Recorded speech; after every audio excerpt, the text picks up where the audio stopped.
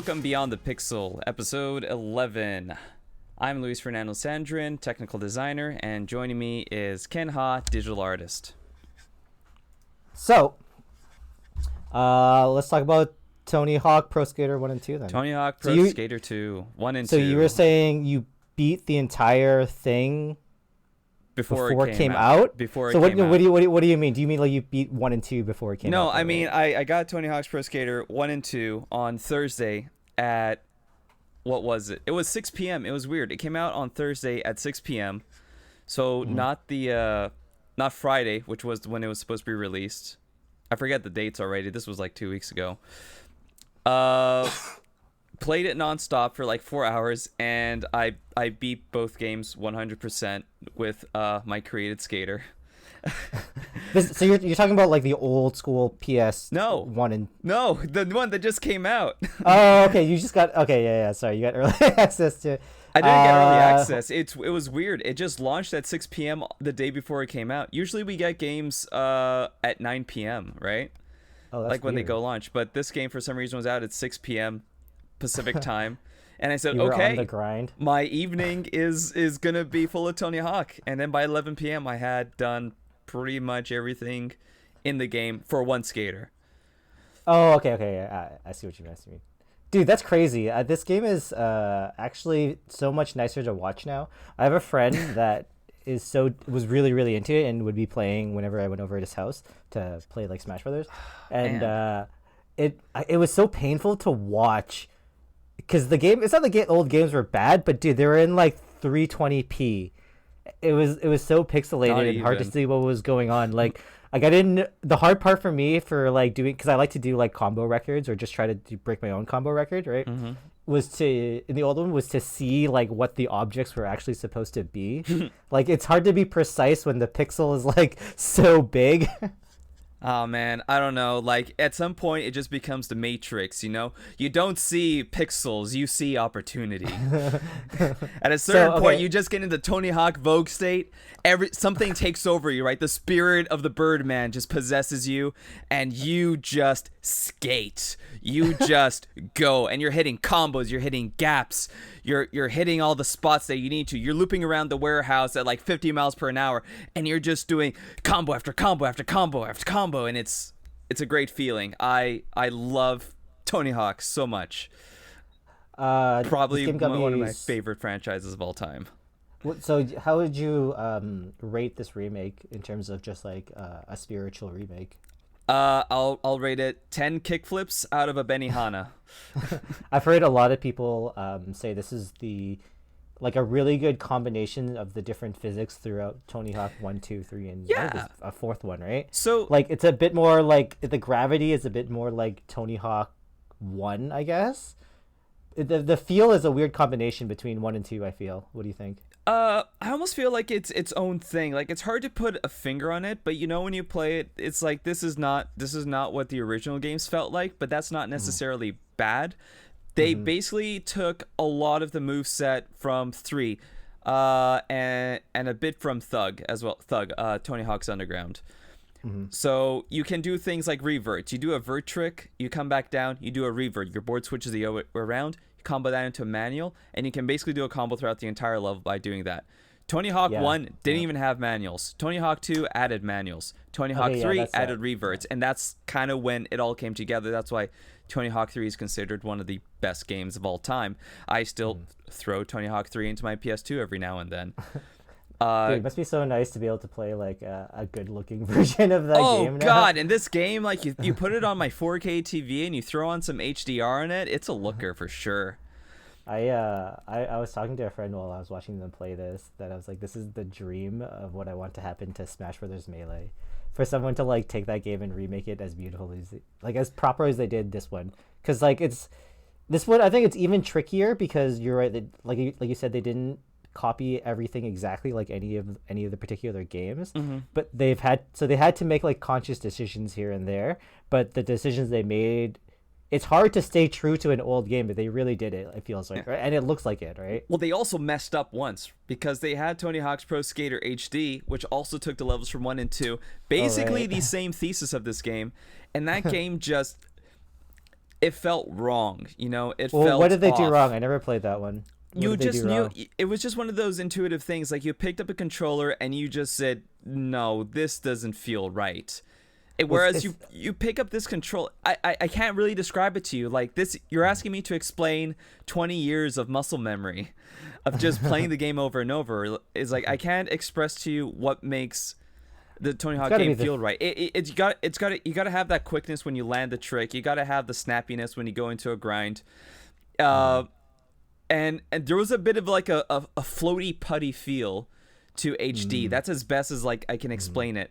No, I understand what that means. Yeah. It didn't exactly feel like necessarily slow, but it did feel soft. Like it lacked a crispness. This also is less crisp than if you go back and play the PS1 games. But there is more weight and impact to the moves in a way that makes it feel different but better, Yeah. So the feel that you're talking about is something that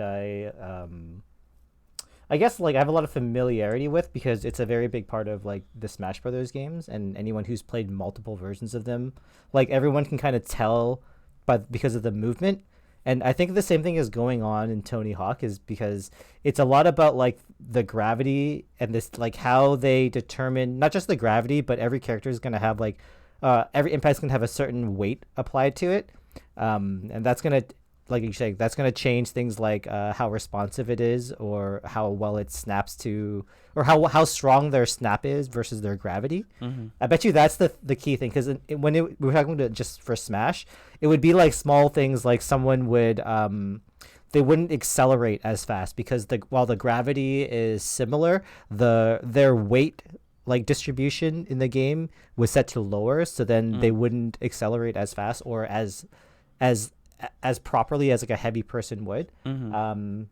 That's the thing I noticed with Tony Hawk like 1 and 2 remake is that the weight feels good, but I also don't do the sounds are so like they're crisp. They feel good when you like attach onto a rail and you can kind of like what's happening just based on the sounds. And it's interesting because unlike Smash, Tony Hawk specifically feels like Tony Hawk. Like there is differences in stats, but there aren't differences between the skaters if you max out all your skills, right? Which is generally how you're going to be playing online or something. Is going to be playing with a skater that has all maxed out stats. And so they all are going to play sort of the same way.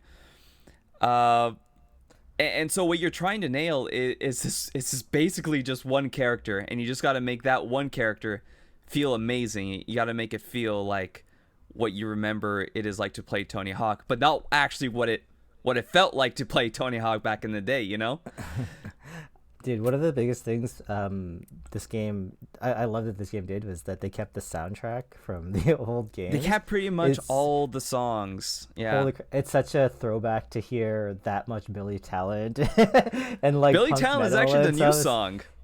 Dude, I love the OG didn't have any Billy Talent. That was okay. I didn't that was a little before Billy Talent blew up. Billy Talent was like 2004 era. This is 1999, baby. This is Rage Against the Machine. This is Bad Religion. this is freaking Blink 182 in there. Nope, no Blink 182. That's all the early aughts, man. This was the 90s. I'm talking about that's in the current remake one. Is there Blink 182 in the remake? I could be wrong. I feel like in my head, it's probably one of the generational songs that I thought would be in this game. Nah, I'm afraid not. You have to go back to like Test Drive Eve of Destruction if you want Blink 182. Those old racing games. Holy crap, there was so much Blink 182 in like racing games on like the PlayStation 1 and PlayStation 2. True. Yeah, the music was definitely like a big nostalgia point. Like, because I when I played this back when I was in high school, like you would grind a level for so many like hours, and you would hear the same soundtrack. I feel like it felt like it got burnt into my brain by the end of it. I am not afraid to admit. I might be a little bit afraid to admit. I'll admit it anyway. Most of my cell phone ringtones, when we actually got cell phones in like high school, and this was like maybe 2004 and stuff, when like we had like cell phones that could actually have ringtones, I literally just put all the Tony Hawk's Pro Skater 2 ringtones on there. I had When Worlds Collide, Power Man 5000 on there. That was my ringtone for a while before I switched to like Rage Against the Machine, have Guerrilla Radio. Try to be the edgy kid. Music tastes. Punk rock changed our lives, man. Punk rock changed our lives. Never forget. One of the funniest things that is going on right now. I'm not sure if you've watched any of the Twitch streams lately, but there is these two streamers. One's named Moon. He's like his Overwatch, originally an Overwatch streamer that's gotten pretty popular. Another guy's Clint Stevens. He's like a Mario 64 speedrunner. Okay. Somehow they've gotten into like this competition in Hangar to see who can get the highest combo, right? Do they have to land it? It's just like who can get the best points, or the most amount of points, and the best way to do that is to get one giant combo, right? And then obviously land it. So it starts off with Clint Stevens like hitting like three. I can't remember the exact numbers. I think it was like 3 million at first, right? Mm-hmm. And then like this happens over the course of like 2 weeks. Moon keeps changing every time he streams his stream names to like this stream finally beating Clint Stevens' 3 million record, and then playing this other game, right? Mm-hmm. And then the next day Clint Stevens will like beat his own record, and he's like at 6 million. And Moon's like, time to beat Clint Stevens' 6 million records, and this goes on for like a whole week, right? Where at one point I think Clint Stevens was at like 20 million and Moon's chasing him, right? Nice. And then meanwhile, like if you ever tune to the stream, it's like the same thing. It's like a dude that's insane. He's doing this. He's going down the same track at the beginning, doing the same like initial turn to try to get on in Hangar, and just over and over and over again. Which, by the way, like if you play Tony Hawk, like when the first iterations that came out, that was exactly what you're doing. You're just doing one stage, you're like fuck, and then you just like switch over, like damn it. Anyways, he finally beats him, right? Moon finally beats him with like this 60 million score. Wow, right? nice. That's a huge score. And then I think the latest is that Clint Stevens like logs on for like an hour and then beats him with like an 80 million score, and then drops it. But then before this happens, though, like everyone was so excited for Moon that the man himself, Tony Hawk himself, did a Zoom call cameo where he calls out Clint Stevens for not being able to beat Moon and saying that maybe he should Twitch sub to Moon instead. Wow. Dude, it's been like the greatest rivalry that I've been seeing on Twitch play out right now. It's so funny. And it's exactly like in the spirit of Tony Hawk, just like this weird addictive grind that Tony Hawk 1 and 2 was. Mm-hmm. Those are the ones I played. I didn't actually play 3, unfortunately. But yeah, dude, this game was it's such a good remake. I'm glad that it's good, and like as good as it is, I'm not playing too much of it anymore. Oh, did you think you burned through it and you're like, okay, well, that's good? I burned through it, right? I played in a multiplayer, and like I'm winning most of the matches that I play in multiplayer. It's not. You need a rival in this game. You need someone to like make it mean something, right? And this was. Oh man, I played so much Tony Hawk back in the day. Was like after high school, right? And like after we came home from school, and we had that like magic period, which was before parents got home and we could just do whatever we wanted. Yeah. Like that's when we really got into playing a lot of Tony Hawk.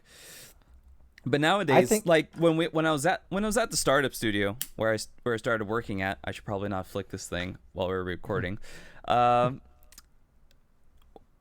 When I was like at the startup, we did play Tony Hawk at lunch, me and one of the engineers, and like we did have like those big competitions like on 3, and like we would just bomb down airport and like try to get the highest score, and that was a great time that we had. But like now it's, I don't know, it's kind of harder to get that sort of same feel at one of the bigger studios or in these COVID times. Here, this is what I think is that this game doesn't need to be a game that like you're gonna go pro in, and then like some people play COD, they play for like significant amount of hours to get amazingly good. the way I see this game is the way I see all the people who play this game a lot more than me play it before this game came out, which was that they're bored for like 30 minutes. Most of them had an emulator that they're playing on, and they whip it up. They do a couple of grinds and relax, whatever it is, and then play sometimes. Like, that's what I feel like this game is. It's like an actual old skater head that maybe used to be pro and is now retired and now just does it for fun every once in a while. And it's great to have like a high quality, at least visually high quality update to the game, because you're like there's a lot of people who kept playing this game, and I have a soft spot in it, even though it's not like a huge game that I play myself, but I have a soft spot for like any game that's like significantly old that still has like a good following, because it's such an indicator that like it was a strong game to begin with, because like people have to go through such like lengths to play the old Tony Hawk, but they still did, right? Like, people still did, and then it's good to see like an update that makes it like accessible and easy for everyone, and just like revitalizes it a little bit. Like, I think it's cool. I definitely do appreciate that fact, but because I did like frequently, almost maybe like 2 or 3 times a year, I would go back and play specifically Tony Hawk's Pro Skater 2, even though 3 is a better game 100%, and I agree with that, and that's the game that like I would choose to play with other people. But I just liked doing the career of Tony Hawk's Pro Skater 2 because that was the first game I played, right? I have that game like memorized in the back of my hand since I was like 8 years old, right? Talk about playing Tony Hawk's 3 in like high school. I was playing Tony Hawk 2 in like grade 4. You know, like that was like my childhood. Yeah. But like the problem with the remake is that you can't play that career over and over again. What do you mean? You play through it once and then you unlock everything and that's it. You go back into those levels. Doesn't matter if you did it with one skater or you go do it with another skater. You can't reset your progress unless you log in with a different account, right? So then that is kind of strange. Yeah. So then the question becomes is like what do you come back to this game to do, right? And because this game it's a remake by Vicarious Visions, who have done the Crash and the Spyro remakes. It's by Activision, who also published like those remakes because they own the licenses, of course. But they also did CTR, and CTR I think absolutely nailed how you balance nostalgia with modern live updated gameplay.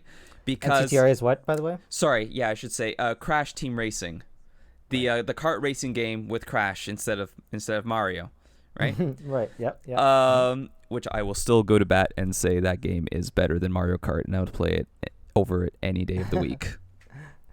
At me on Twitter, I dare you. So what are you saying? I digress. The thing that this absolutely nailed for me is that you still had the career mode of CTR. You could go through and play it. It wasn't really very fun. You mostly just wanted to play the tracks, right? And race around the circuit, play with your friends, play online. And all those modes were functional. But they gave you a purpose to do it because they had these things called Grand Prix. A Grand Prix was almost like a season in a typical battle pass, which is what you would see in like Fortnite or Call of Duty. But it was incredibly short. You could finish it in maybe 20 hours of gameplay, which is the perfect amount for me because I don't want to be spending 200 hours grinding a pass. But it gave you objectives every week. It told you, go race on this track, get first place on this time trial, do something with this power-up. Every day it would give you one of those, and those would feed into the Battle Pass. In addition to give you, not Battle Pass, Grand Prix. And they would also give you Grand Prix goals, which were big overarching things that you could get points for. There was the month. I feel like that would make like wouldn't you be concerned that makes it feel a little like, I don't know. I would be weirded out if they try to make this game have a battle pass. You know what I mean? I disagree completely because I would have agreed with you if I had not played CTR. Because I think those battle passes extend the games beyond the point where they should be played, right? But because of the gameplay in CTR is so timeless for me, and like it feels so well, and having those motivations to go back and play a game that I already enjoy was so important to me, right? And right now I am not playing Tony Hawk, not because like I don't like the game, but because like it becomes something that like if I'm gonna go back and like re-experience Tony Hawk, I would wish I could go through the campaign again and just do that. But that's something I do once a year, right? Having something I could go back to and play this game and have a reason to go back and play it, not just for nostalgia, but because, hey, you get these new pieces for the custom characters, or hey, we're adding a new map every single season, which is what they did with CTR, right?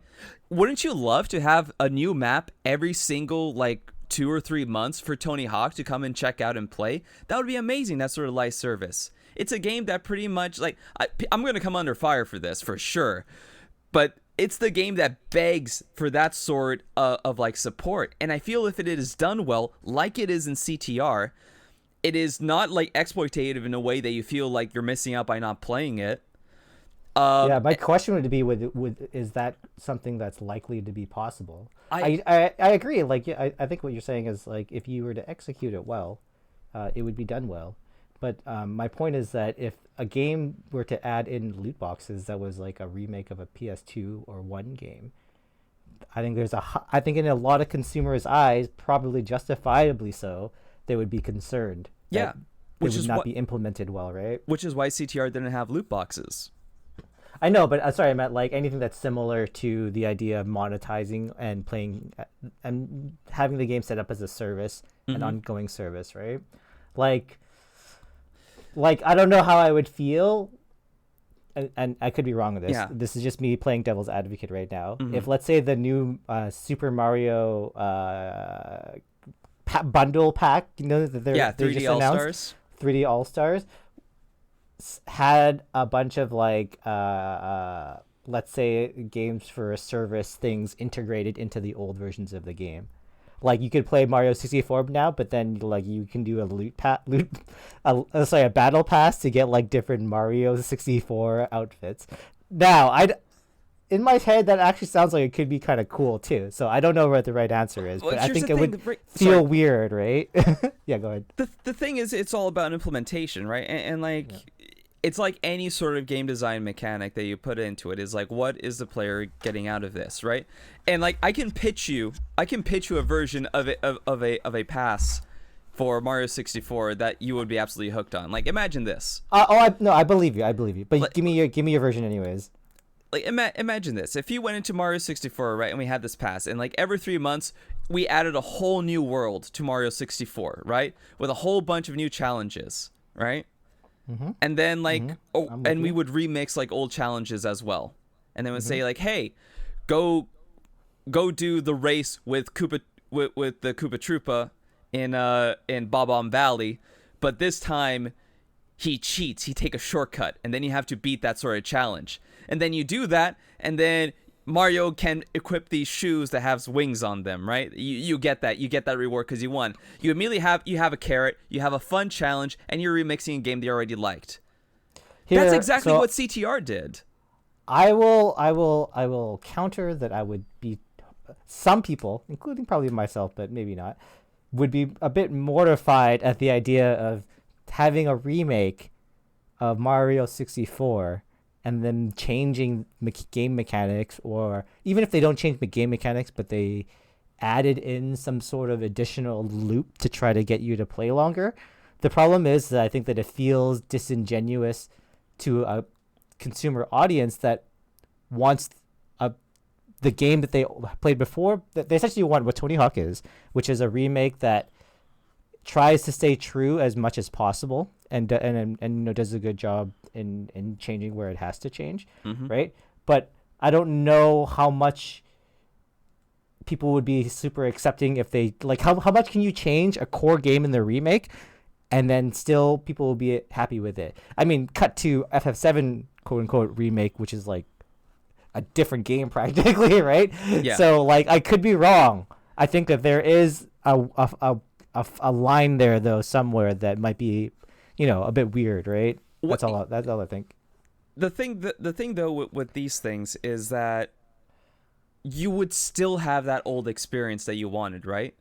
If they did it right. That's the thing. Like, if we say the image you painted me, that sounds good, but I could also paint you some weird, terrible other image where like Mario has like his different jumps unlocked, and you have Yeah. to like do a battle pass to get like the back jump or something, right? Like This is the dystopian. this is the classic microtransaction hole that was brought up way back in 2007, Yes. where I Yes. remember someone was making a pitch for Michael. This was like really before like microtransactions even blew up.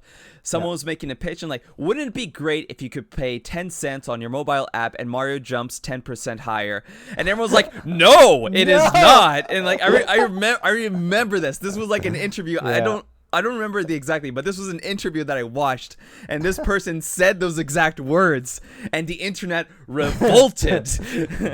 And rightly so. Rightly and, so. And I think the problem is that even if for every person that suggests your idea, there's some marketing jerk that's suggesting what I said too, right? So what we need yeah. is the people that designed the live service for CTR, and they're at Activision, right?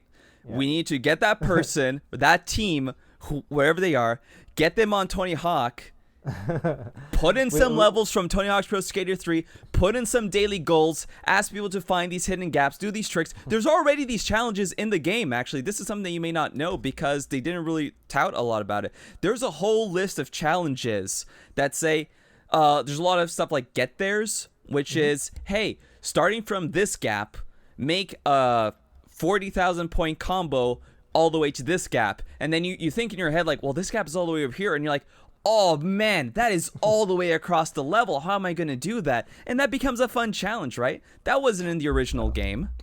So I definitely agree, and I think I partially agree. I think there's some balance that we could possibly find if you were to add like some way to add additional content to Tony Hawk, right? Like I think that would be good, but regardless, because it's in a business environment, it has to act kind of like a vampire in some ways. It has to take something in return, in which case it means it has to make money off the user somehow.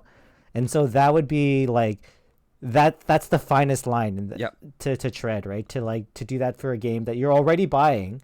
Like if this was, it would be different if this game was like free to play, which that kind of be cool in a different way too.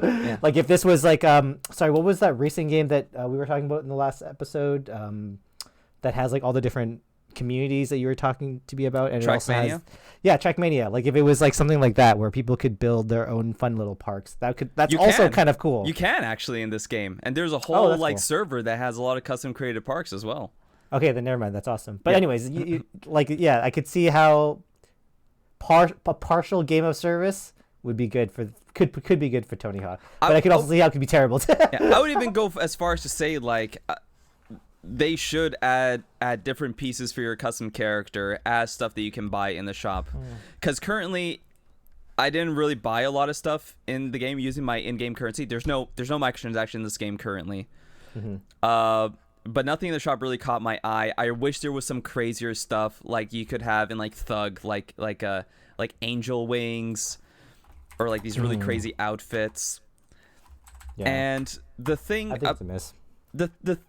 The thing that CTR also did really well is that you could buy all those crazy sort of things with your in-game currency, and it was all in-game. You could also buy in-game currency and purchase those things, but the balance was in a way that you could spend 30 minutes. Here's the goal that every game that wants to be a live service game should do. You should be able to spend 30 minutes in a game in an end game state and get something you want out of it.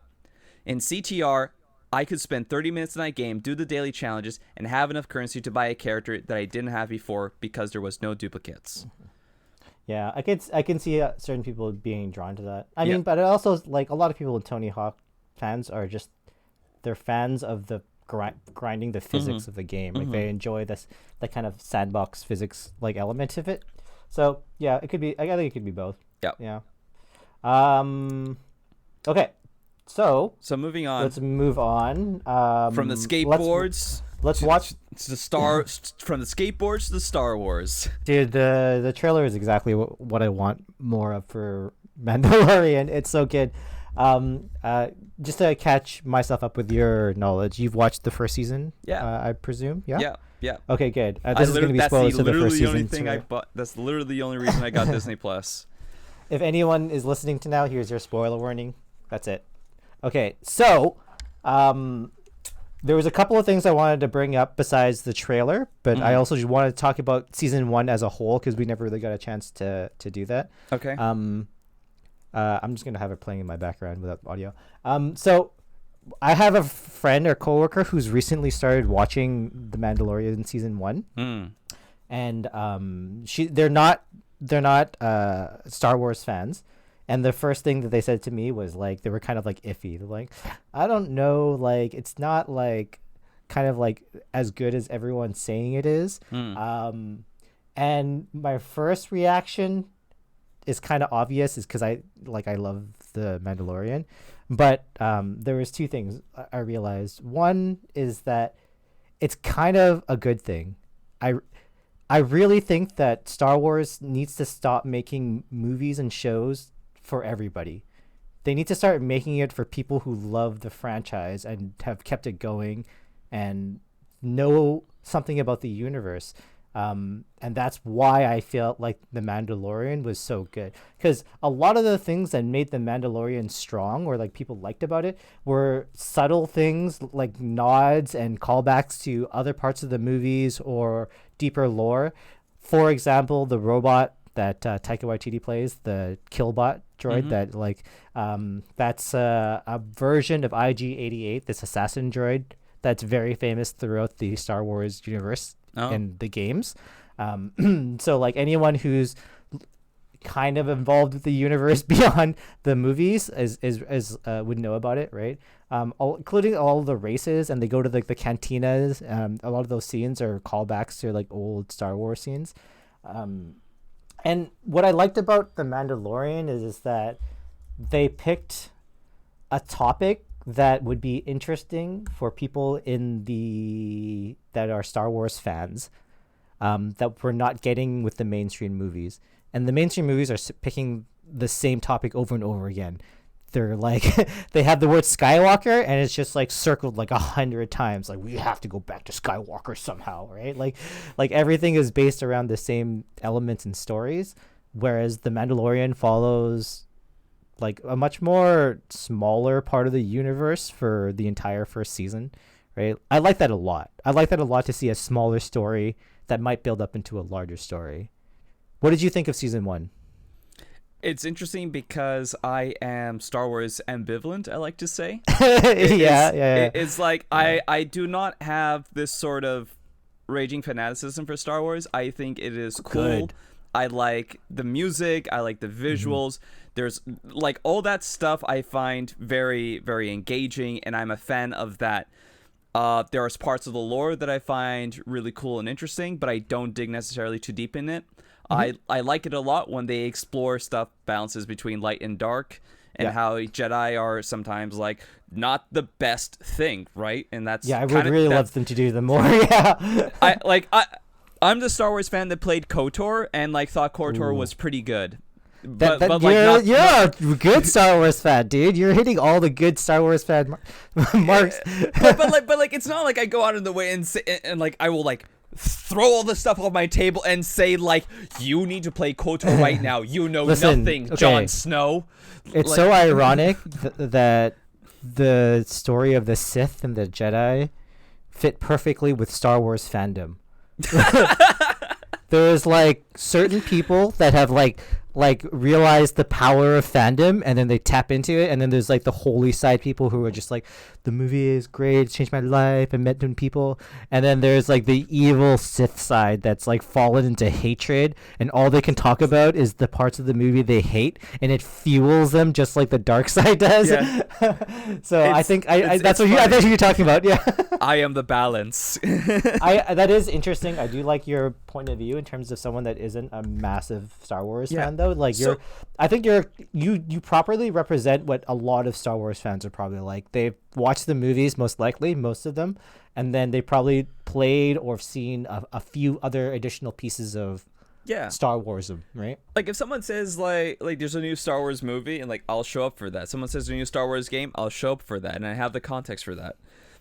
Same with like Marvel stuff, right? And I have a pure like just associate knowledge of like, I see something like, oh, that seems like a specific reference, and I'll look it up. So I don't have that sort of deep knowledge. So I preface all that and saying how I liked The Mandalorian is I did really enjoy that show, but I liked it more for its showmanship than for these deep cuts, because a lot of them went over my head, right? I had no idea about that kill bot. I just said like, hey, it's Taika Waititi, and he's voicing this funny murder bot. Yeah. Like that's the level of appreciation I came from it, and I think the movie, God, I need to stop calling it a movie. The show as a whole, I did think that the first few episodes were a little bit slower and a little bit weaker. It did take a while for me to get drawn into it. I liked the first episode. I think the second and the third episodes were starting to lose me a little bit. And then it got me, and then it lost me at different points along the way. And I came away thinking that it has an extremely strong start, has an extremely strong finish, some bumpy roads in the middle. I never popped for like anything that like showed up that may have had a reference. I did not catch almost anything that you might have mentioned, but I think it made a very good TV style show for like a bounty hunter, and he has a mission every single episodes, and that feeds into overarching storyline. Very by the book sort of development, and for me, that makes a good TV show, right? That you can jump in on any episode, or like rewatch any episode, and then you can get an enjoyable story out of most of them. Yeah, I like it. Like, I think that part of the reason that it's so like the reason that you feel that way is because they do a lot of cinematic stuff very well. But I also agree with you with the falters, because the writing isn't the strongest point. I think the writing, if you were to like analyze it, it's really almost just on par, like just good enough to get away with what they're trying to convey. Because, you know, writing, like say you have like a love interest for some reason, right? Writing can make you hate that arc of the story. It can make you love that arc, or it can just move the story along, right? I think that the writing in this one, besides the few parts where Taika, like you can very feel his humor in the certain scenes that he wrote, like the writing was just kind of good enough. But what carries it is one, the performances are actually quite good. The people who are actually acting, despite what's not including what they're saying, their performances are quite good. And two, the cinematography and overall production value direction is so strong. And I think that's what you're noticing is like it's easy for you to follow the story. There's no weird hiccups where there's like they introduce too many characters and you don't know what the hell's going on. But at the same time, it's Game of Thrones, exactly. But at the same time, it's also like a very simple show, and it like calls back to those old westerns that you were saying, like they're episodic. You know, you go through and they literally have the episode where they save the townspeople. Yeah, the seven exactly, right? Episode. and then the people also fight, and you have this sad moment because some of them are dying. But I also freaking love that you see what that would be like, but in Star Wars settings. Like, wait a minute. I also like had a little flashback. Don't they literally have a scene where some of the townsfolk don't want to fight because they're afraid to die, and then like someone says like, if you only defend yourself, you will lose everything, but if you defend each other, you will save everything. Like, don't they literally have a moment like that in that episode? Yeah, listen, the lines aren't great. Aren't the best. They're just enough. They're just from enough. Seven Samurai. Yeah. It's like unashamedly. I think Jon Favreau and the directors talked about how they looked at westerns heavily. One of the interesting things that's in the behind the scenes that you can look up on YouTube and stuff is all the directors. There's a lot of directors who directed different episodes. There's maybe like 7 or 8, I think, right? On a 10 episode series. They all actually worked together on each of the episodes. Like they didn't do their own thing. They were all on set for each other's episodes, helping film and like doing these little things and talking to each other. So I think that's really interesting because one, it seems to me that they're prepping to spawn a whole bunch of more shows that are like this, which is I think it would be awesome. Like for example, one of the women who directed one of the episodes, one of the really good episodes of The Mandalorian, is set to direct I think it is the Obi-Wan series, but it's one of the upcoming series. That's the thing that's happening. Yeah, that's the thing that's happening. I forgot about that. Yeah, I think that's, which is so awesome, right? Is Ewan McGregor Obi-Wan? He is. Yes! He's on board, dude. He's like the best part of the prequels. Oh, I'm so excited. Hello there.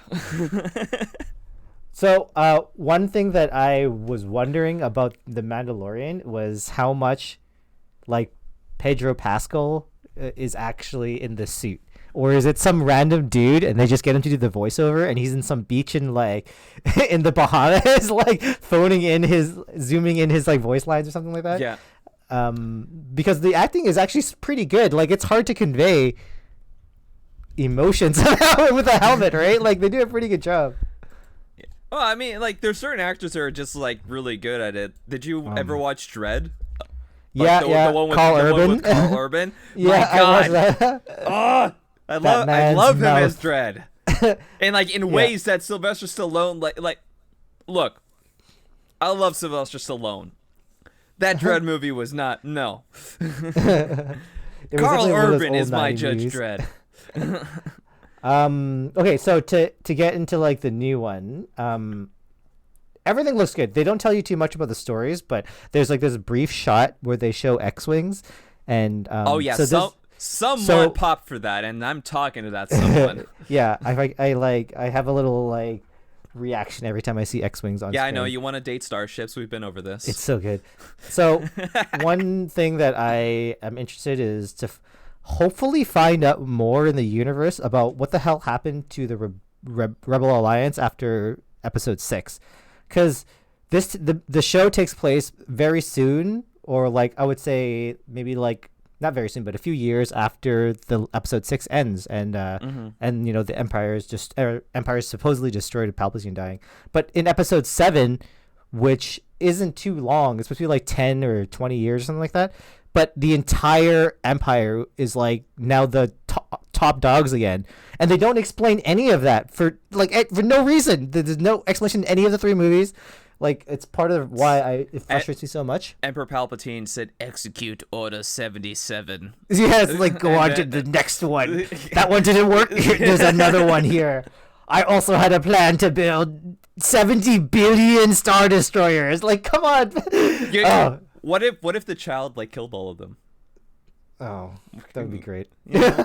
Well, because like you never see the child anymore, right? Like the child is never referenced in any of that. You know that child like doesn't survive like at the end of Mandalorian. My theory is that it's a massive like black hole. The new trilogy is, because it ruins so much content that they have to find a way to like repair it and like seamlessly connect these terrible storylines together in a way that's like good, which by the way is what they've been doing the entire time with the prequels into the sequels, because they've made like the Clone Wars TV show series, which does a really good job in explaining a lot of stuff that wasn't explained in the movie, and also hyping up the movie. It's got great moments. It's got some part of what the Mandalorian to me is the showcase that Star Wars belongs in TV more so than it belongs in movies, at least right now. Like, if you look at all the recent movies, most people would agree that Rogue One is the only truly successful one, right? I don't like that one.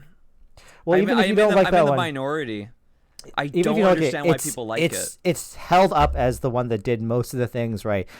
And I could probably agree with you with a bunch of stuff that they didn't do, like they did wrong as well, but it did the most things right? Whereas in the TV shows, if you're looking at Clone Wars, Rebels, and Mandalorian, they're not, like, I wouldn't say that they're these amazing, incredible, like top tier pieces of their medium, right? But they're all well executed. They all satisfy their fans quite well, right? And they all are above average in like in a significant way, but maybe not in a way that like makes you go, "Oh my god," right? It's just in the subtle way where you appreciate the show and you like and you enjoy watching it, right? That's what I want more of Star Wars right now, because it feels like the movies are trying to swing for the fences by like getting you to feel these big emotions, but it's coming off as like needy and cheesy, right? It's like if someone is trying to give you a really heartfelt like emotional speech and he's like struggling to cry for some reason, and you're like, this feels so weird. That's how it feels when I'm watching Star Wars in the movie theater right now. Unlike me, who will actually cry in front of you. Yeah, I want real tears. Like, if I want to legitimately feel the pain if a character dies, not like when I watch a character, like when I watched Chewbacca like fake die, I was like, this is the dumbest. Spoilers for episode 7. Spoilers for yeah, episode spoilers for episode 9. Yeah, I was like, it was so cringy to me. Like nothing, no character had any weight to any of their consequences in the new movies to me. Like it just felt like this was it's funny because like that's a clown show. It's funny because that's exactly how I feel about a certain Christopher Nolan movie. Okay, so you're obviously talking about Tenet. I haven't seen it yet. Which is why we're not going to talk about it, but okay. I will. We'll put talk it out about there. it. I didn't realize it was out yet. Actually, COVID it's a weird time with COVID because like I feel like I've lost track of when things are coming out. Like I didn't realize Spelunky 2 came out like today. Yeah. And I was watching a streamer play it, and I realized in Canada it's out on the 29th for some reason. We can't play it. No. It's out it's out on PS4 on the 15th. It's out on the 29th on Steam. You can play it in Canada. No, Yeah. Don't worry. It's right here. It's right here. It's like right on my TV. You can come and play. You want me to turn the camera? You can see some Spelunky 2? Not the same. Go buy Spelunky 2. I gotta watch Tenet, and then we'll have our discussion because that's a good movie to talk about. There is stuff to say about that movie, and also Nolan's body of work. Okay, we'll get into that next time. That's all I had for The Mandalorian. Let's move on to Prince of Persia. Let's watch the trailer first. I saw my father turn to sand. Oh my god. Okay, so what do you think? I want to know what you think first. Man, I love Prince of Persia Sands of Time, but I don't know about this. Yeah, me too. I don't know. Dude, the graphics did not look that much better. No, like that's the like.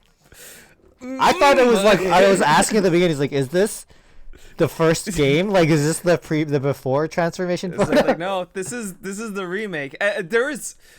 I love some of the shots of the environments, but some of the character models, Also, as much as I love that, like I'm with you. I really like the original Prince of Persia remake. The first time they remade it for the PlayStation 2. What do you mean the first time they remade it for the PlayStation 2? Isn't this a remake of the 2D Prince of Persia game? No. This is Sands of Time. That was released for PS2. I know, but isn't Sands of Time a remake of the platformer? No. Okay, it's a sequel. No. It's a sequel. No, it's standalone. It's its own trilogy. Yeah. Okay.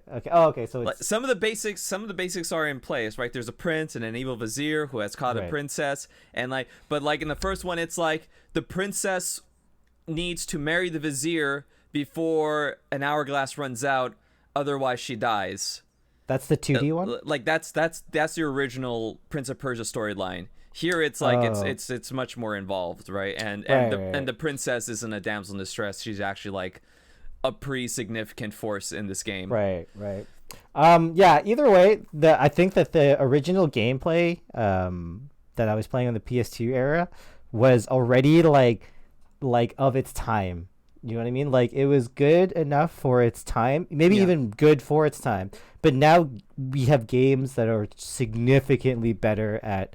We have Dark Souls out now in terms of this game's combat, right? Like besides the time traveling mechanic, pretty much the idea of like a 3D fighter, like there's God of War. There's a lot of games that do the gameplay really, really well, and I wonder if the gameplay can hold up. Batman changed like so much 3D action combat forever for a point in fact, but like the biggest draw, even at the time, like the combat for Sands of Time was serviceable. Like no one was writing home at the time about Sands of Time. It was about the traversal in the environments, the puzzle, and the story that like everyone said like, oh, this is the framing of it of like he is like telling this story to Farah, who like he had this whole experience with, and like that comes together in the end, but she doesn't remember it because he did the big rewind. Right. So that he could like kill the vizier, and like having it framed in that was such a big revelation at the time. And every time you died, he'd say like, no wait, that's not how it that's happens. not how it, like wait, no wait, I don't have that right. That couldn't have been right. It's so thematic, the thing about Sands of Time, because you go on, if you want to play a Prince of Persia game for the gameplay, you'd go and play Warrior Within, right? Which is the one that they like put in Godsmack at the soundtrack and made him really sour and surly, and you're kind of like, ooh, not sure I like this, but it feels really good to play, you know? Yeah. And I guess that's the minimal bar I guess this game has to hit. Is just bring back the whole thematic whole, and I guess it's fine. But unlike Tony Hawk, I don't think it's fine. I don't think it's fine. Unlike I think Tony it's Hawk, like, I'm not biting at the bit to play it, you know, because of that. Yeah, cause, well, Tony Hawk, the key component was the gameplay. Yeah, like you were saying, exactly. The storyline and campaign were kind of secondary to a lot of people. Yeah. Whereas in this one, the story is a big deal, but it's like watching someone try to remake an old 90s movie. Like, did you watch any of the Total Recall they try to remake? Like, some of them are just these movies that don't fit anymore in culture. Yeah, but here's the thing though, is that you can remake a game and like have it work. Like, look at Resident Evil 2, right? Yeah, but the thing is, they changed the gameplay. Exactly. And that's when like I saw the phrases Prince of Persia, The Sands of Time remake. Yeah. That's immediately what I thought is like, oh my god, they are retelling the story of, they're making a new Prince of Persia game. That's what I thought, right? That was telling the story of Sands of Time. We hit on this topic. There's two axes of how far to go with the remake, right? There's the more Tony Hawk, I would say Tony Hawk leans on the more traditional copying the old game style, and then there's the FF7 style, which is let's just take the nostalgia and then remake everything about it so that we can modernize it, right? Yeah. I'm with you. I think this game probably could do with the more modernization. I would love to see this game with like you're saying, like an Arkham Asylum style fighting combat, where you would also make me sad. You would also rewind time. That's a great mechanic to lop on top of it, right? Mm-hmm. Like you fucked up a counter, you can just rewind time real quickly, and I think that would be amazing. Because then imagine the things you could set up that way, right? Like, it would be really fun. Yeah, that's good. Yeah, I agree. I would love to see stuff like how we can just use the technology we have to do even more stuff with time, make different versions of yourself, record specific combat moves, and then deploy them in a certain way. Those sorts of more creative ideas that you could do with this whole concept, and then wrap it in that fantasy storybook style that hasn't. I mean, you kind of see it be done sometimes, with Bastion. Bastion 100%, that storyline delivery 100% was kind of inspired by Sands of Time. Even the way he narrates at the beginning, some people say that time flows in one direction, it's like a river, blah blah blah. That's sort of the smoldering narrator, that sort of style is really grounded in that 2001 Prince of Persia game, setting up the time traveling mechanic right at the beginning too, with the narrator. God, and sure, I'll buy it, I'll play it, but to me this is Ubisoft. This is Ubisoft. I'm not biting on this one. I'm a sucker, right? This clearly is not going to be something that they're going to be selling for $90. No, Resident I would Evil 2 hope did. I would hope this is maybe a $30 $40 game. Canadian. Canadian. Yeah, in a world where Activision has remade 3 Crash games and they make them look really good, they look better than this. Let's be honest. This one seemed a little phoned in. There was a lot of stuff where I was like, they didn't even upres the hair. textures. The hair specifically got me. It's so aliased and stiff, and so it's a little unfortunate that they didn't do too much of a job updating the models. I think it's I gotta give it. Well, I mean, compare it side by side. I'm sure it looks markedly better. But sure, that's not. But I don't think it looks that much better. That's the problem. Well, I think you're forgetting how bad PS2 models look. We forget. We easily forget. The problem is, but also look at the release date. Look at the release date. January 21. This is a PS5 game. That's pretty bad. The problem is, it looks like they took the same models and they just added into a game into an engine that can have higher resolution. Whereas Tony Hawk's, the models have actually improved. They've actually changed out the models. Well, they also aged all the skaters, which is excellent. That's awesome. Yeah. So I don't know. We'll see. I'll wait for your review on this one, but I don't know. This is kind of like watching The Lion King. I didn't want to watch it because I didn't want to watch them ruin a classic. Even then I went to go watch Lion King because I wanted to see a different take on the Lion King. This isn't a different take on on Prince of Persia. That's my biggest issue, you know?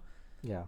There's some scenes there that I looked at and I'm like, this could be new, but the way the combat looked, the way the environments looked, the way they showed scenes and say, you remember this is what this looked like. You're like, yeah, this is exactly what I remember happened in the original game. I also remember when I looked at the camera angles, it's that same kind of claustrophobic lens angle that they use. If you look at more modern third person action games, they've really evolved how the camera works. That's one of the most annoying things about this one, because I didn't like the camera system that much in the old Prince of Persia. I seem to remember that in Sands of Times it was actually touted for having, you were doing certain puzzles and certain jumps and the camera would pull out. There was even a button that you could push. Yes, this is true.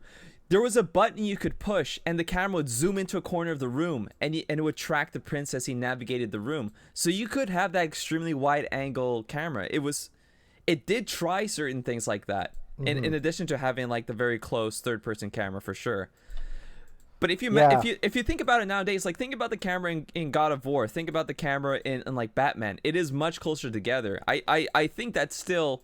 Prince of Persia is still of the era where the camera was still pretty far back. I'm gonna have to disagree with you on that point. No, that's what I mean, is that the new generation of cinematics is much more evolved to feel more real. Essentially, I see what you mean. Yeah. The field of view and the eye level of the camera is much more like eye level of a person now. So it feels like you're a bit more behind Kratos walking along. It's post 2004 when Resident Evil 4 changed video games forever. Yeah, and this is just a note. It's partly because back in the day, especially in the PS2 days, you couldn't have the camera just looking off at the horizon because there would be way too much things to draw, and a lot of games had troubles figuring out the horizon. So then that's why they had a top-down camera, because then you only had to draw things that were right next to the character.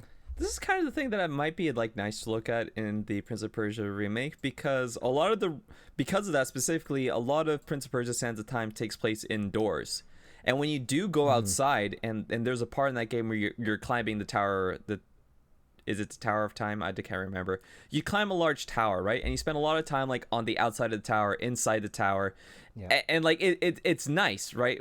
Because you have this. But because it's on the PS2, it says you're so high in the sky that there's just clouds around you. Yeah, there's no view to it, right? Yeah. There's a sunset at some point, right? Because God, I'm thinking about stuff in Prince of Persia. I'm thinking about how time just changed throughout that game and how perfect it was, because it takes place over the course of 2 days or so, and you could see the time change every time you would pop out of the building, and you see a little bit of the city, and it was night and it's all lit up and it was super nice. Those sorts of details would look really good in a remake, but we have to see how good the quality is, right?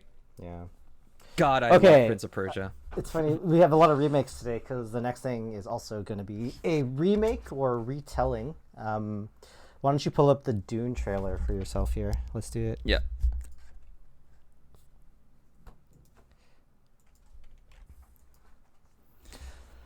Dude, is this popular movie stars of the 21st century, the movie? yeah. Okay, so okay, I need to point this out. I just watched the trailer. This is the exact font they use for Death Stranding, right? Don't it is. It definitely is. Maybe. I don't know. Watch the Death Stranding trailer and watch this trailer. They are the same trailer. It is the same pacing, the same longing shots on people's faces. Don't. Someone really likes Hideo Kojima's cinematography. Or vice versa. Before we get into the actual trailer, just know that it's the same marketing companies that make all these big trailers, and they all steal from each other in terms of the beats as to when to cut things together. So it doesn't surprise me at all if they happen to steal each other's trailers. So I've been very cautiously optimistic about Dune. Have you how much do you know about Dune, and have you read or anything about it before? Well, I'm delighted to tell you that I have played the board game. Nice, but you haven't watched the previous movies, or you haven't read the books, right? Nope. Okay, so Dune has been attempted to be made several times before, including a movie, I believe it was in the 90s or perhaps early 2000s, featuring Patrick Stewart playing as and it was also like that era's like blockbusters. It was a very young Patrick Stewart too. But it wasn't quite that good. The problem with Dune though is that in terms of like its placement in sci-fi history, it holds a very special place because it's one of the first super epic space opera sci-fis that defined a genre of space opera sci-fi that spawned past it.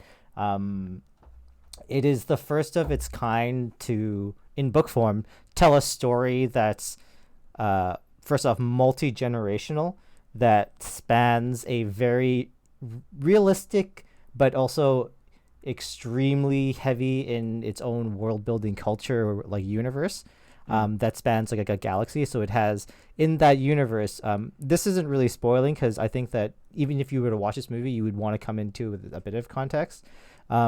In the universe, for example, they have a like various different political entities that resemble the entities in our world. Like there are terrorist cults that play a specific role that are very similar to kind of what resonates in our world.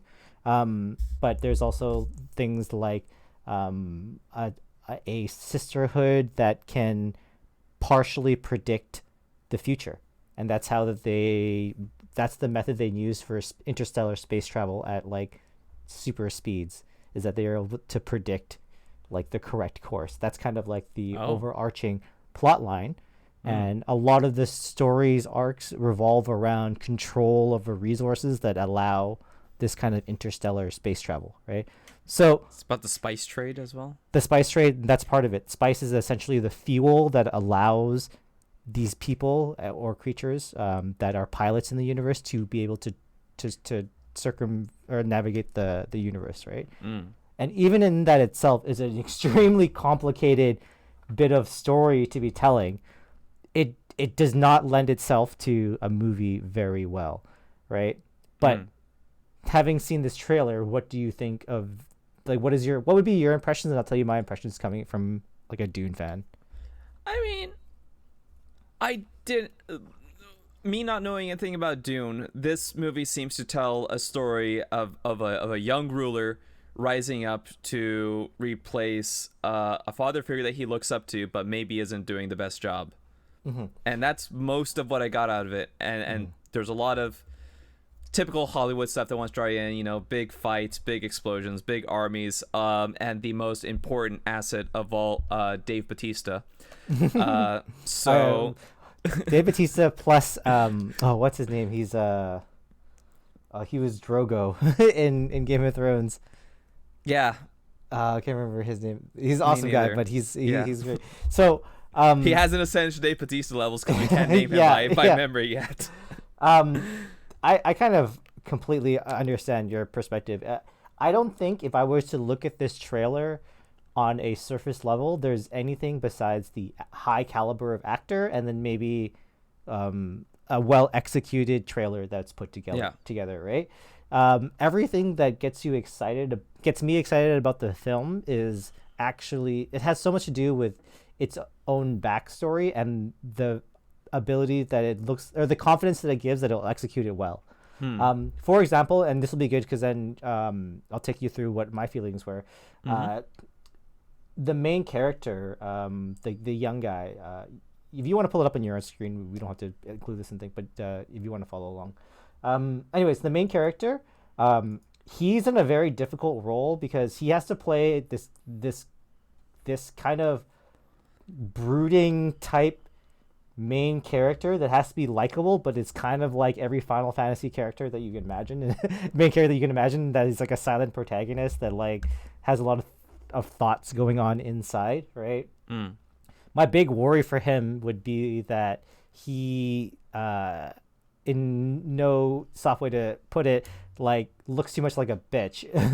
Like he's too soft. That would be my concern, right? Like he has to play this character that is both vulnerable but also extremely powerful at the same time. Like in the same story, right? I find that's quite hard for any actor to do, right?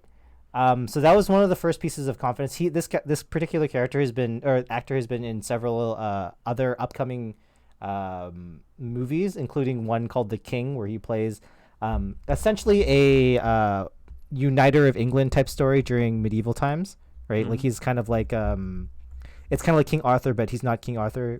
That kind of makes sense. Is that the Netflix show? It is a Netflix show. Okay, I think I've seen it. I've seen a trailer for it. I don't know if it's the same guy. Yeah, so it's him. The movie, I actually like that movie a lot, but it's a slower paced movie, which is also why I have more confidence in this particular guy, because he plays a similar role character wise that's in Dune, and he does quite a good job in it. So he's one thing that gives me a lot of confidence. The costume design looks so good, I think, in terms of being able to not look outrageous. Like it's hard for me to overemphasize how important that is, because there are so many previous examples of like pretty modern space opera movies that just suck like so badly, right? Like there's a lot of it has to do, in my opinion, is because it's hard to buy into the seriousness of these worlds when the costumes look like they're like they it's like, you know, the early days of Marvel when they try to like replicate the costumes that look exactly like in the comic books. That's kind of how it felt like in the old if you watch the old version of Dune or other representations of this movie. I've seen screenshots.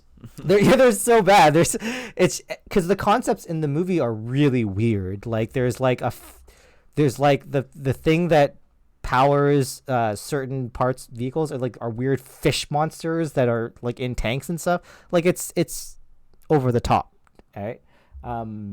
But from what I have seen in this trailer, it's funny because like you were saying, it doesn't blow you away, but that's kind of like what makes me so impressed is that they managed to make it subtle and realistic and look like a world that actually like belongs. I wouldn't say it didn't blow me away. I don't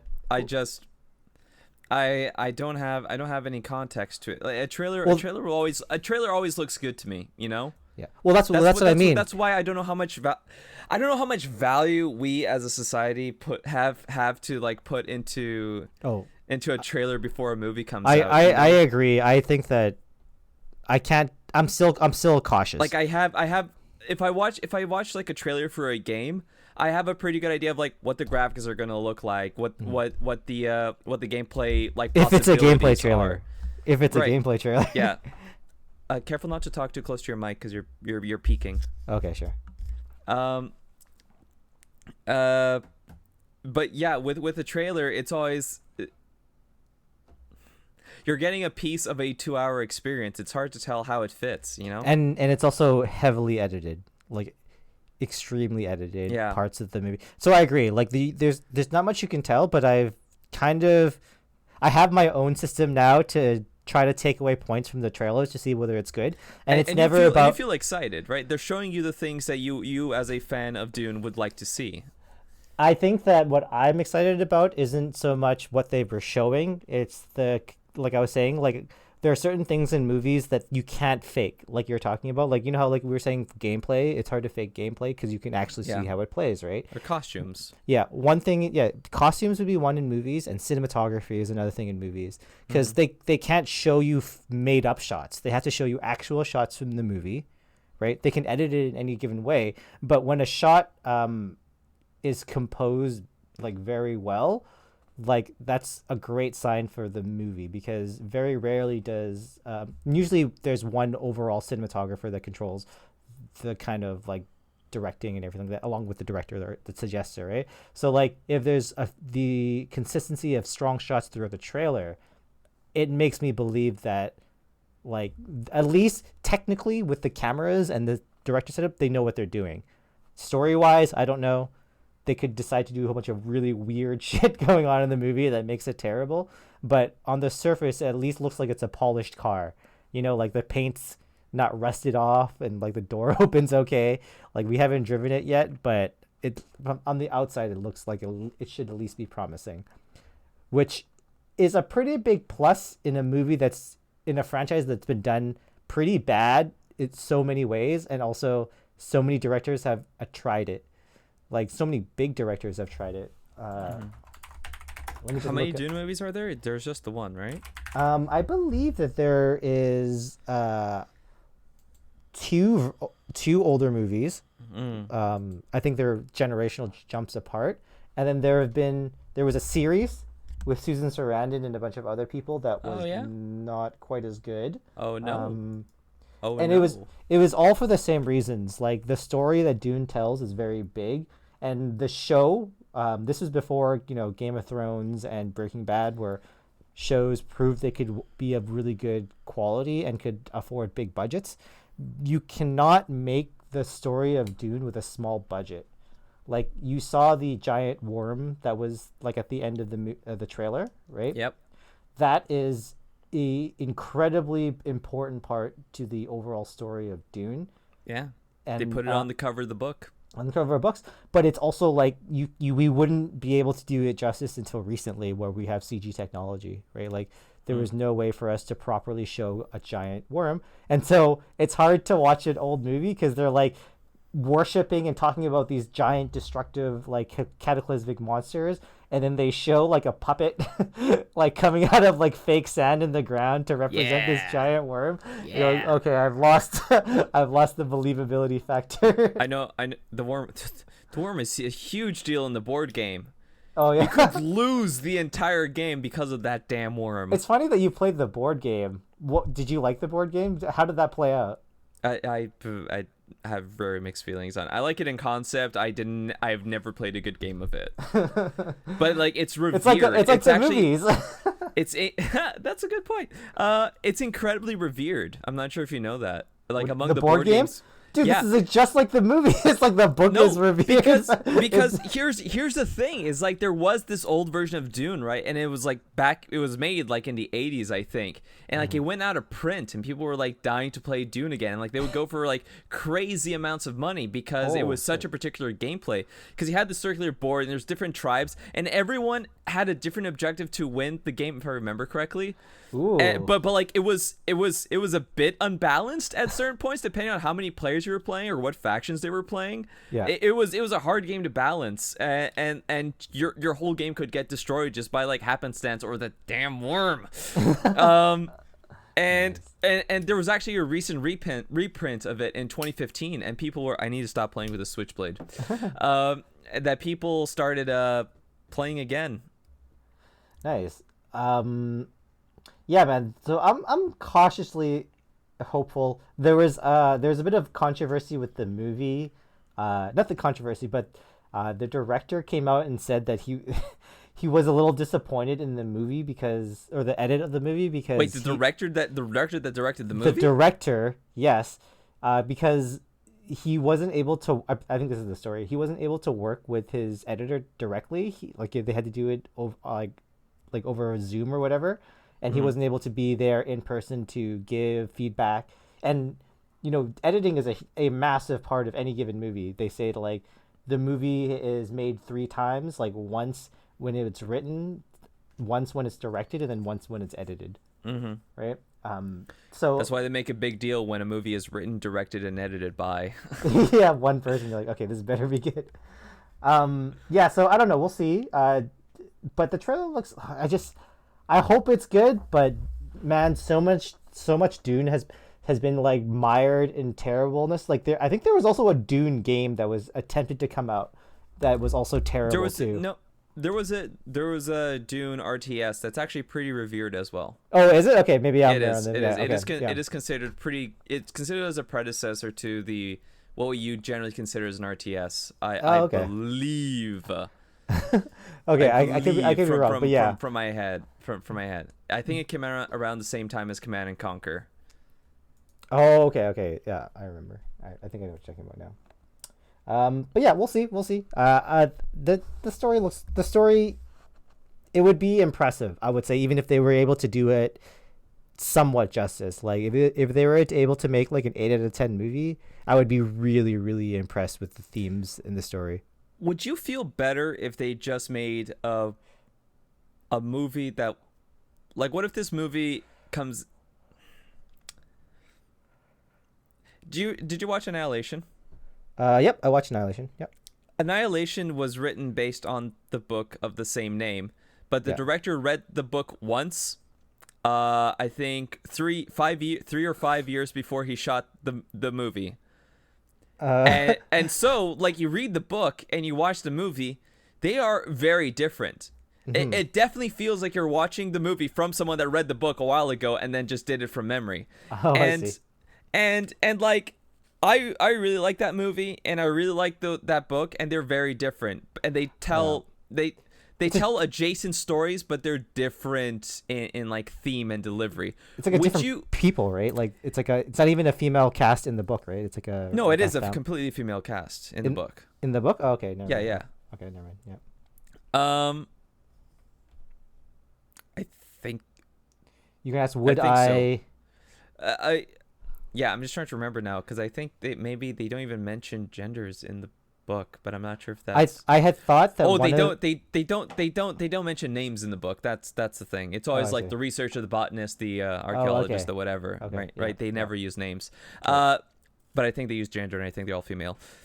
What I was gonna ask you is like, what if they did that instead for Dune? Because like I said, there's this whole history and this whole backing for Dune. What if someone just did the Dune that they remember from memory and they just told a really good movie? Or would you feel upset about that? They didn't tell exactly the story and themes from the book? Is it really that timeless? So the thing is, there's a couple of things. One is that they would have to, because the way the book is told, it's not conducive to a movie, like a script, if you know what I mean. Like they would have to do some sort of translation just to get it condensed down into a movie form. Yeah, that's kind of my point. Instead of trying that, what if they just told like their own version of the Dune? But the thing is, it's that I would all the themes in Dune that are hard to do are essentially what I would want to see them try to pull off.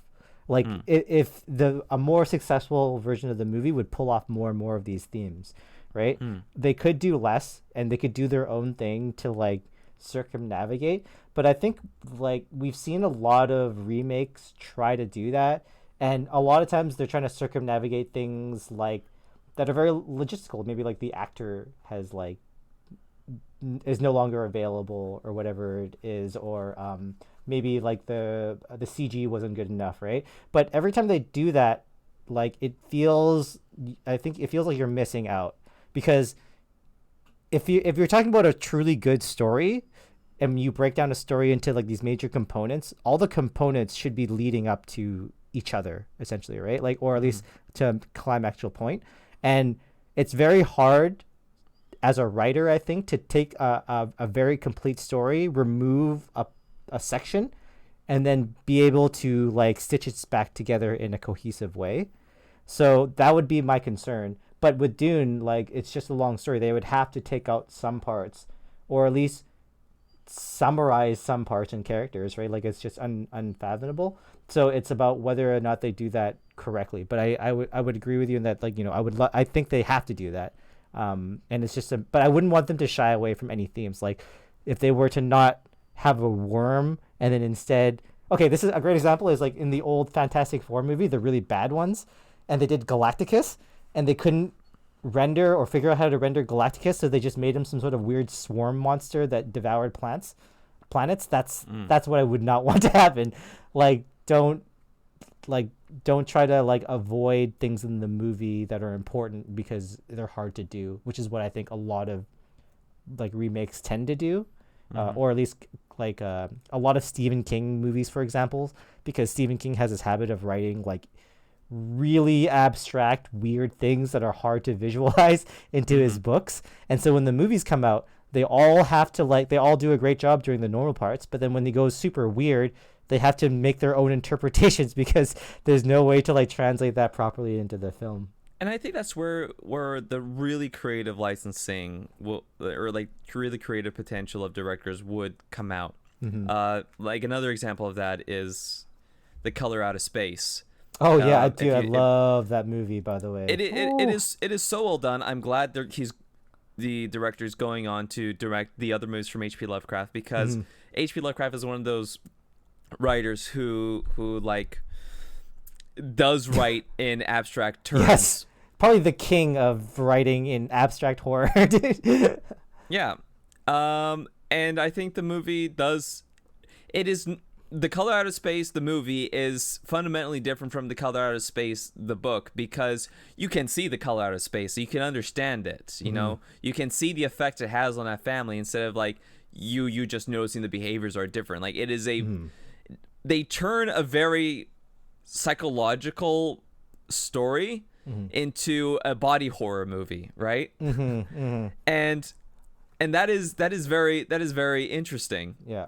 And they connected the psychological horror to the body horror. Exactly. But it was its own original spin on that story, and it paid dividends. I think it is a fantastic movie. If they did something like that, it would be great. Like if they took some sort of like, because the thing about The Color Over Space that does a good job is that it captures the mood that you would feel while you're reading Lovecraft. Like he's describing these ethereal things, but he's also describing these very weird, culty, creepy likeness of, and then you never, like one of the key things about Lovecraft is that you never quite know what's going on. Yeah. Like you can't. You'd go crazy if you did. You would go crazy, right? But there's always something acting, and it just comes through in bits, and then you get that exact feeling watching The Color of Space. You're like, they're trying, everyone in the movie and the story is trying to piece the story together, but none of them actually know what's going on, and you yourself kind of know more than them, but you still don't know what the hell's going on. No, you get to the end of the movie and you don't even really understand the nature of why everything happened. Yeah. And that's and the success of that movie is that it doesn't matter. You know? The ending narration of that movie is basically that guy saying like, well, that was messed up. I guess I have to live with this now somehow. So, without spoiling it, but I've told you the basic themes about Dune, and then I guess the final piece would be about this character is the main character. His story is a bit about like what to do if you're like a prophet, I guess, right? So there is actually kind of very similar to the board game then.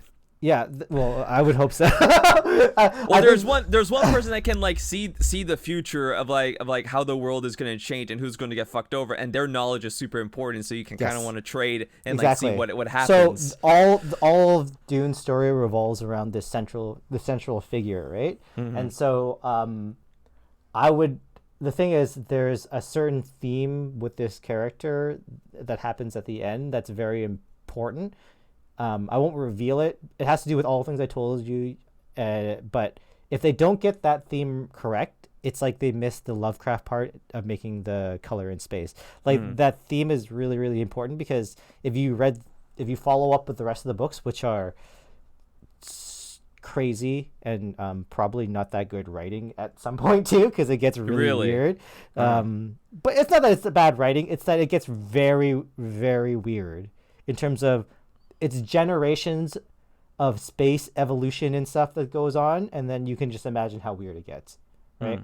But it's the great part of it. 2001 Space Odyssey weird, or a little less weird. Yeah, it's like it's a little bit of that mixed in with a little bit of like, I guess, Lovecraft-esque with politics. But anyways, it gets weird. Lovecraft politics. Sell me that game. The theme that I'm talking about, that with the central character, that is significant and holds true throughout all the books. So they really have to get this main theme correctly. It sounds like that's kind of what the movie is going for, because it's a very much a that Spider-Man line, great power comes with great responsibility. Very similar themes throughout the entire book. So I think they have to really get that correct. It's like if they were to do a Superman movie, and they need to get the whole like Clark Kent is a superhuman, like a human being, like a super person, but he chooses to be a human kind of thing. Like there are certain character themes that are very important to the overall story. This is a very similar type of story where they have to get that particular part right. Yeah. Okay, well, that's pretty much it for me for Dune. Well, thank you for following us on this trail of remakes and one new thing, I guess, which was, God, what was the one thing that we talked about that was actually new? Mandalorian.